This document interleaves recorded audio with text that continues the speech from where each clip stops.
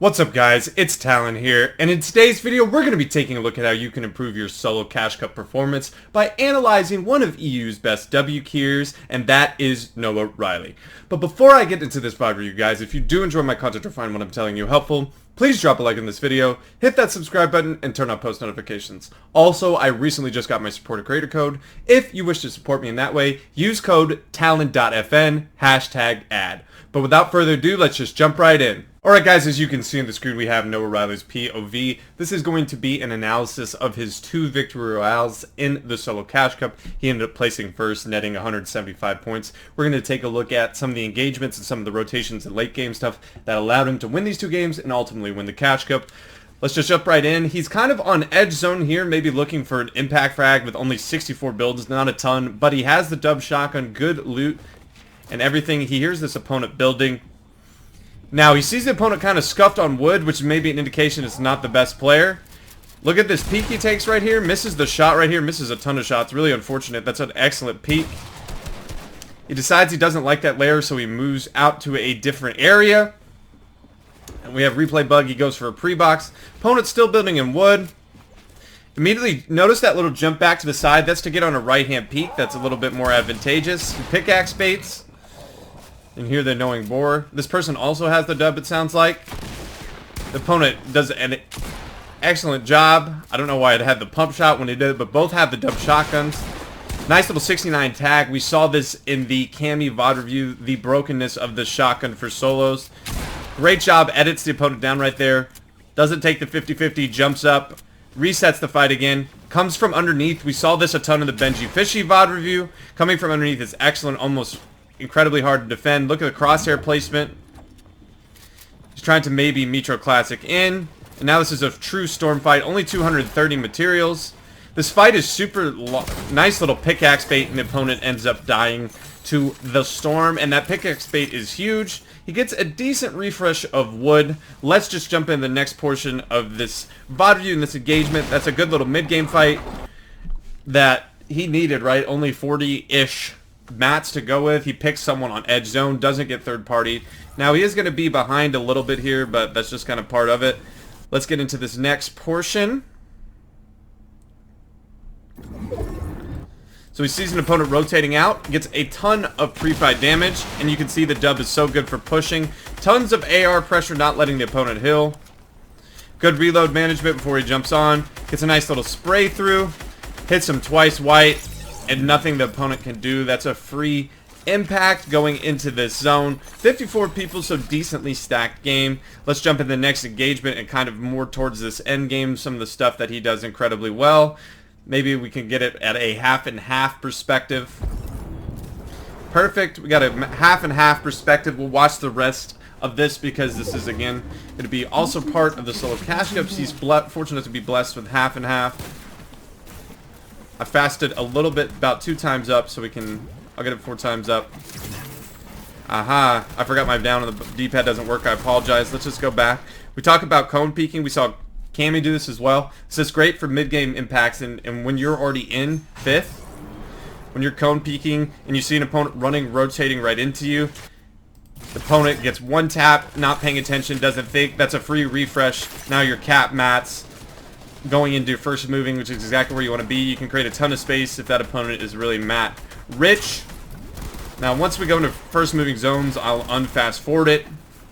So using all that extra mats to create space. Alright, we're in first moving. He gets a decent pull, but he has, again, the broken shotgun. We're going to get another player using this broken strategy. He can just dub ahead whenever he wants to. He could then look for height takes, look forever what he wants to look. He decides to drop down because the opponent's right on his lair. And immediately goes from back to front. And he's absolutely chilling. This is going to allow him to be incredibly mat efficient. And there's no surprises to why he wins this game to me. Kind of same thing, cone peeking. Can he get another pick opportunity? He misses the good attempt, right? Just unfortunately wasn't able to hit the shot. And then we see the strength, the rotational, 128 builds. You obviously know he's going to double pump himself forward. He's going to sit here, look for height. This thing can get you on great layers. Look at this layer that he's on now. He's in a much better spot. Height is getting griefed. He hits height for a little bit amount. Is going to drop him right here. Hits him for 48 white. Gets cracked from behind. But it's going to build fight, right? Because look at his match. He's 4-2-1 going into the end of 6th. So now a free gifted high ground. Now all he has to do for the remaining of this match is pretty much sit on high ground. Use his broken shotgun to maintain high ground. He sees this opponent one layer below him, building right over him. That's another important thing, even in trios, to do, is make sure that when you're just solo tarping or building out, make sure you're underneath some builds so you can make sure you don't take fall damage. That's exactly why you do it. He just catches himself when he got broken up. He gets the elimination to Storm right here. Sees this opponent going back for mats, looking. Opponent does a good job of protecting himself. Now he sees this opponent over here maybe trying to make a hype play, so he single tarps over to him. And immediately takes back. But opponent had to waste all those mats to get where he is. All it took for Noahreyli was just the one shotgun shot. He's now well, I wouldn't say protected, but he has a lot of builds underneath him to protect him from getting shot out. And with solos, you want to just clutch out this placement.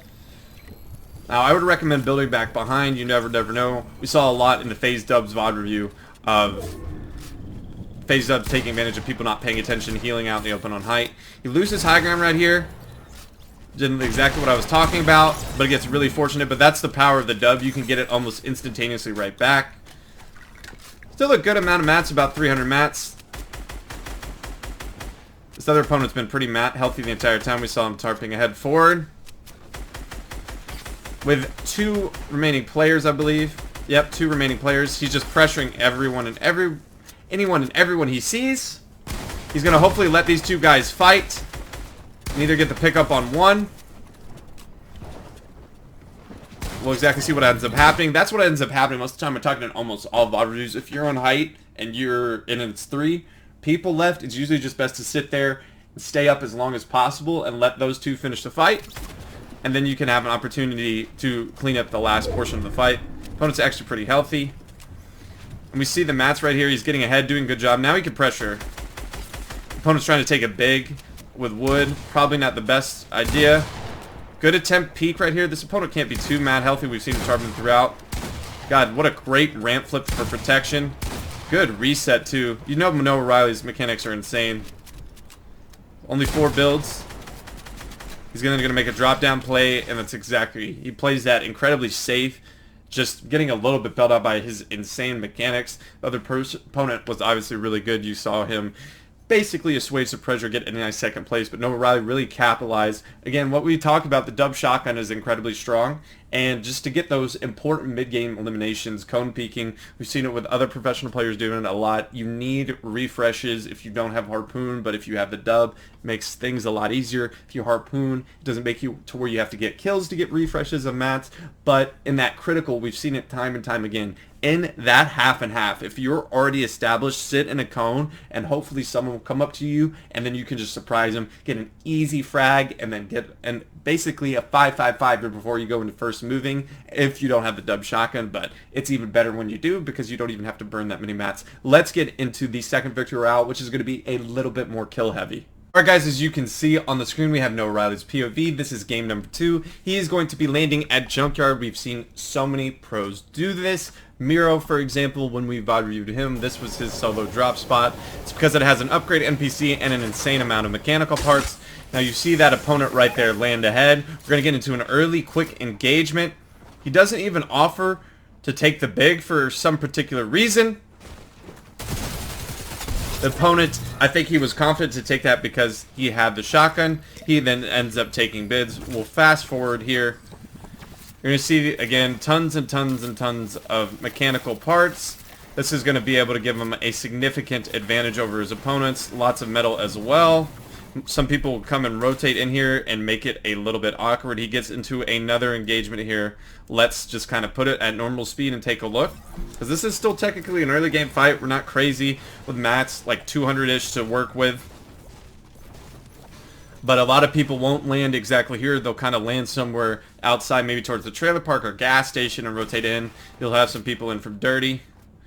Now this opponent has a regular pump and has done a significant amount of damage right now. Noah only have 16 builds to work with. He's trying to craft. He has enough mechanical parts. He does not want to fight with Gray Makeshift against Pump. Hits a nice little crack. Now this opponent can't be too mad crazy. And the cone from Noahreyli right there, really good. He brought that back against a blue Pump. That is why he is one of the best. And now we see some off-spawn good luck. Probably at this stage, maybe has some surge as well. So really, really great start. Just not panicking. We saw no panic, no shield, low mats, and against a blue Pump versus Gray Makeshift, Noahreyli makes it work, and that's a test to his skill. He's going to then use upgrades to really improve his loadout. But let's jump in the next portion, because he really does pop off this end game en route to, again, another Victory Royale. And then let's see here. Are we going to have another cone peak elimination? It looks like that's exactly what we're going to have here. So he chops that opponent down, maybe makes the opponent think that he's down below. He so smartly almost gets that to work to his advantage. Attempts to get a cone, and he hits him up from top. It's just good recognition with the breakdown to put that opponent in an awkward situation. It's a good mid-game elimination up on edge zone. 59, so a significant amount of people. He has gold spaz, so I'm not surprised that he just ends up dominating the rest of this lobby. But no dub shotgun this particular time, so maybe we'll see more of a traditional rotation. Let's find out. Maybe he gets a elimination later. Let's jump into this portion. I believe we'll do the same thing if we get into half and half. We'll keep it going. Half and half here.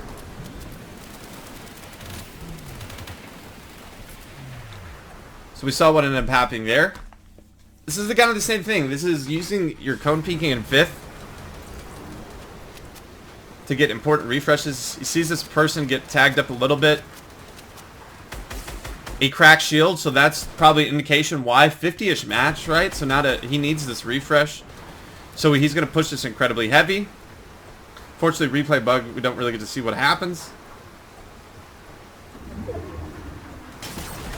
You just see him ending up dying, but look at that now. He's 5-4-0, significant amount of materials to play with. He could go back to his old base. That's on a much better lair. So this is going to be much more of a traditional game. Already 4 eliminations. We see him moving up, using those extra mats to get to much flatter ground. He tries to go for a shot on this opponent, but he backs away. He doesn't do anything crazy. I'm going to keep it at like 2 to 3, 4 speed until we get into first moving, because not much happens there. Alright, we'll get into first moving. He gets a max pull, but almost the entire lobby gets a max pull. For the most part, everyone is on this side for some reason, because it's such a weird northwest polarized zone. Usually don't see zones all the way at Shark. He gets harpooned and fried, but look at it. Look, he has 6 minis, 3 bigs, good mats. He opts to quick heal right there, just because he's getting pressured. He doesn't want his game to be over. Opponent is keying quite heavily, confident that he can hold the wall, and he makes a play up and out. Now he makes an important decision to get his heals off. He realizes he does have a max pull. 85 mats, so not the best. He's going to look around, get some information on where he wants to rotate. He's going to let this guy kind of tarp forward for him. Make sure he avoids eating a little bit of AR pressure. He gets away from that opponent. He can't even take time with heals because he's at back of zone, but he gets up to a pretty good lair. And this opponent on high ground, carelessly healing out in the open. We've seen Dubs take advantage of that. We just saw Noahreyli take care of that. We saw when Noahreyli healed on the open, he lost height, but fortunately he had the dub. And he bullies this guy off of high ground, and he's actually gifted high ground just from looking for win condition early. Now 29 mats, he's not going to be able to really do anything insane without a refresh. He jumps on this opponent. Now, unfortunately, he's still not in zone. He decides to give up the high ground. He gets a nice little refresh there. Has a little bit of mat, still having to be in behind zone and because of the max pull. This isn't that bad. It kind of pulls to him now. He can use, only has 18 builds. So refresh is much, much, much more crucial in this game.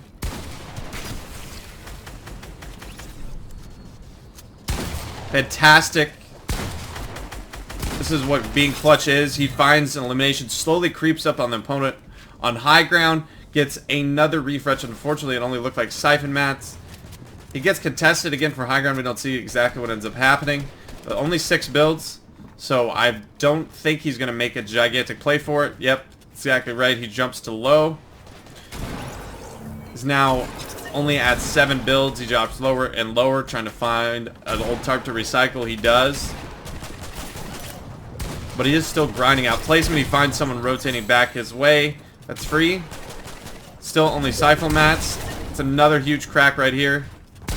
Gets another huge crack. Gold Spaz coming in so clutch. He gets really, really nice, easy pickups on his rotation just by recycling those old. And now he gets this opponent 1 white. Loses track of this particular opponent, but because of all of his finishes, he can get up quickly. Let everyone fight on low. We're going to probably see the same type deal. Yep, now it's a 1v1. You let all the people when you're on high ground fight on low. This opponent is sitting here, letting him pop a big.